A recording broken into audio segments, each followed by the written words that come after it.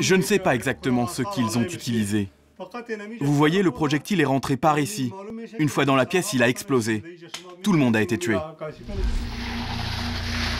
Ces images ont été filmées le 3 octobre au matin avec un téléphone portable. En flammes, l'hôpital de Kunduz en Afghanistan, tenu par Médecins sans frontières. Dans la nuit, un avion américain l'a bombardé. 30 morts, du personnel et des patients. 4 jours plus tard, le porte-parole de la Maison-Blanche doit s'expliquer. Ce matin, le président Obama a appelé le président de Médecins sans frontières. Il s'est excusé et a présenté ses condoléances pour les employés et les patients qui ont été tués ou blessés quand un avion de l'armée de l'air américaine a bombardé par erreur l'hôpital de MSF à Kunduz. Officiellement, une erreur donc.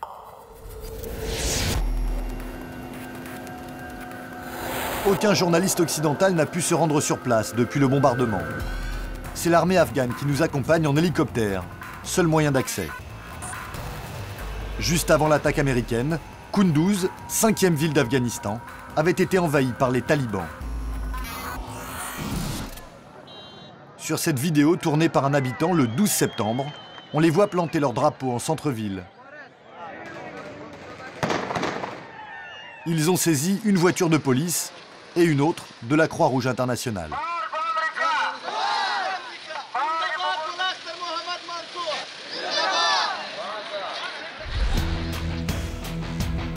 C'est lors de la reprise de la ville que l'hôpital de MSF a été bombardé. Les Américains soutenaient au sol et avec leur aviation l'avancée de l'armée afghane. Aujourd'hui, Kunduz est officiellement sous contrôle. C'est un colonel afghan qui nous emmène patrouiller en ville. Les talibans avaient installé un centre de commandement ici, dans ce bâtiment. Les avions l'ont bombardé. L'hôpital de MSF est de l'autre côté. D'après l'armée américaine, c'est avec ce bâtiment que l'hôpital a été confondu et attaqué par erreur. Une version qui ne tient pas. Comme on le voit, l'édifice a été complètement détruit sans que les magasins à côté ne soient touchés. C'est ce qu'on appelle une frappe chirurgicale. Le colonel nous emmène dans la forteresse où un officier et ses hommes ont été encerclés par les talibans, sans renfort, pendant 13 jours. Bonjour, comment vas-tu? C'est pour désenclaver la zone qu'elle a été bombardée ce fameux 3 octobre. Aujourd'hui, les talibans ont été chassés, mais pas très loin. Leur drapeau flotte toujours à l'horizon. Les talibans sont là-bas, et de l'autre côté, ils se sont installés dans ces deux villages. Ils sont à 5 km d'ici. De ce côté-ci, ils ne sont pas dangereux, mais de l'autre côté là-bas, ils menacent la ville. Les combats n'ont pas cessé.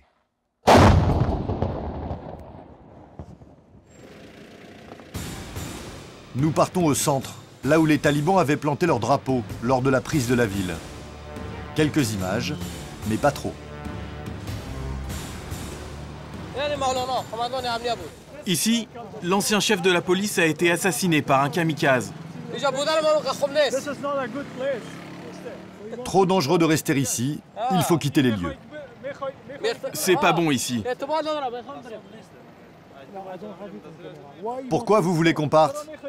Écoute, j'ai peur d'une attaque suicide. Voilà pourquoi.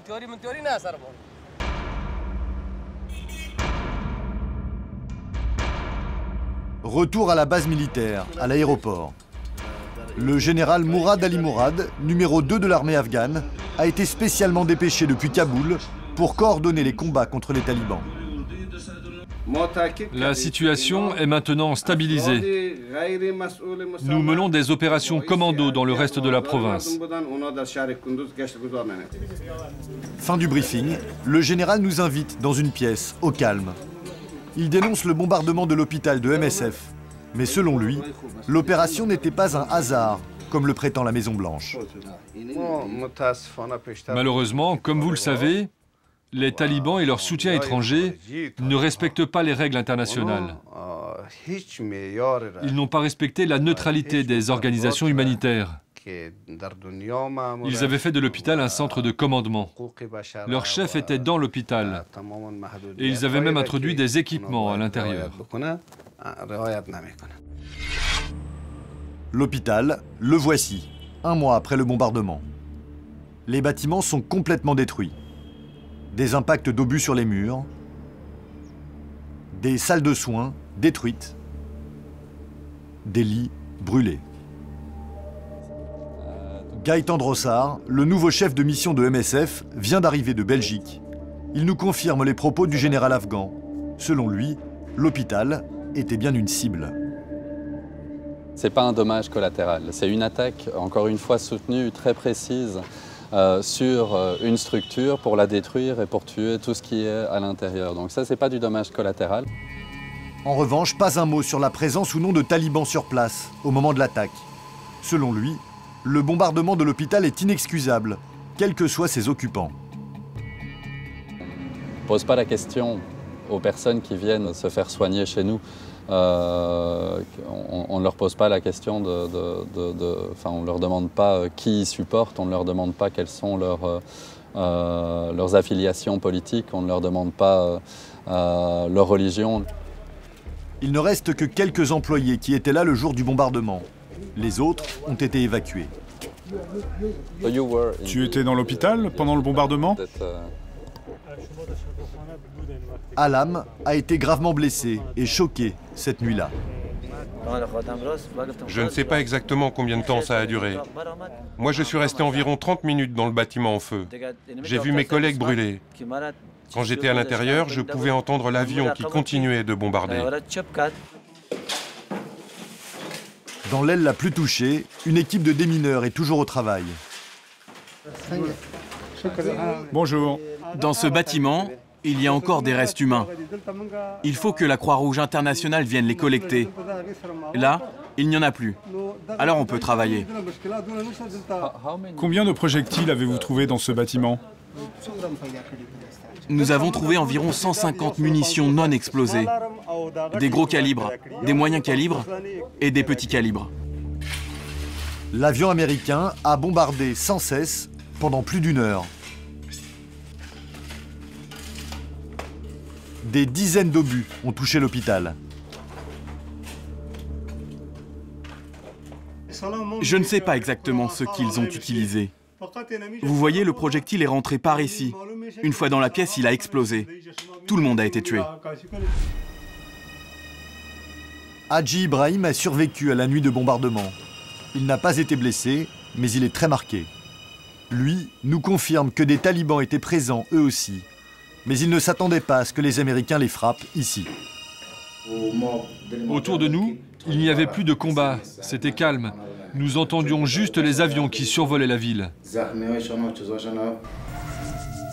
La veille, il avait filmé avec son téléphone le corps d'un taliban qui venait d'être tué. Derrière lui, 2 hommes qu'il décrit comme des djihadistes étrangers parlaient en arabe.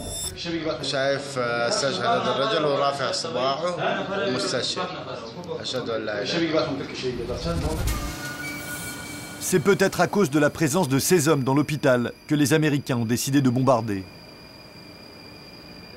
Mais Hadji veut nous montrer une autre vidéo, plus importante à ses yeux, filmée le même jour. On y voit le personnel de MSF rassemblé dans une pièce de l'hôpital. J'ai perdu 11 de mes amis ce jour-là.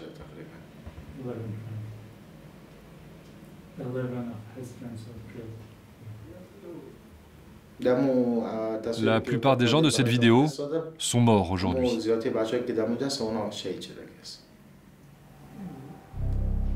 À la suite du bombardement, les Américains ont suspendu leur appui aérien à l'armée afghane dans tout le pays. Maintenant qu'ils ont publié leur rapport, les militaires sont passés à autre chose. Et tant pis pour les victimes. De son côté, MSF ne peut plus travailler dans ce bâtiment. Mais l'ONG a annoncé qu'elle allait reprendre, dès que possible, ses activités à Kunduz.